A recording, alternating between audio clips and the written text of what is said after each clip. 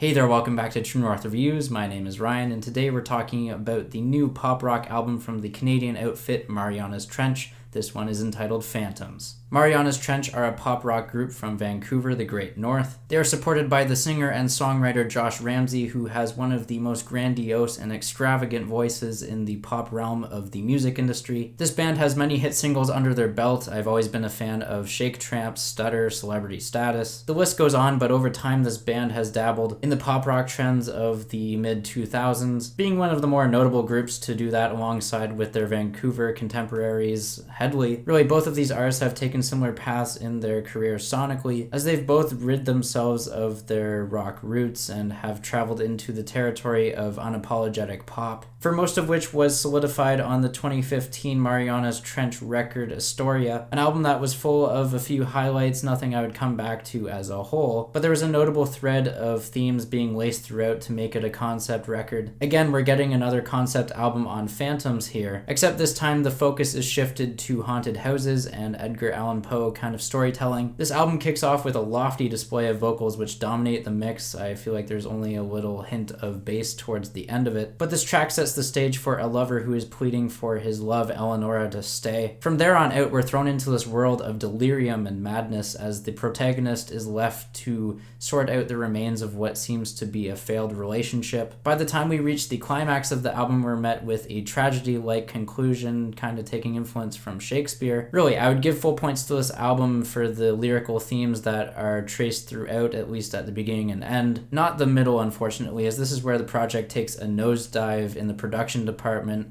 lyrically, musically, pretty much in every shape, way, and form possible. Tracks like I Knew You When or Wish You Were Here opt for a more generic or millennial pop approach, nothing out of the ordinary. Not saying the tracks are god-awful, it's just that I feel unchallenged or not interested listening to them. The most enjoyable track out of the middle bunch, if I had to choose, would be Glimmer. It does have spacious synthesizers and real drums in there, which is nice to hear even though the drum pattern kind of takes a backseat to the ballad sentiment of the vocals. However, the most frustrating part on this project for me personally comes on the track You're a Ghost. I just can't stomach this one stylistically. It's very repetitive, and I get it, it is pop music. But the chorus itself is so cheaply assembled for the production, and the vocals make me question if I'm listening to Marianas Trench or Headley. Alright, negatives aside, there are some bright spots on this record. It's just disappointing that they only really came at the beginning and end for me personally. It's like they could have just cut out the middle and we would have been left with more of a cohesive thematic EP. The true opening track on Phantoms is called Only the Lonely Survive, which is a decked out power pop song with all the usual bells and whistles. No actual bells or whistles, but a prominent sense of confidence. It's like there was actually something on Josh's mind that has been bothering him for a while, and he's been meticulously trying to think of a way to put it out on paper, and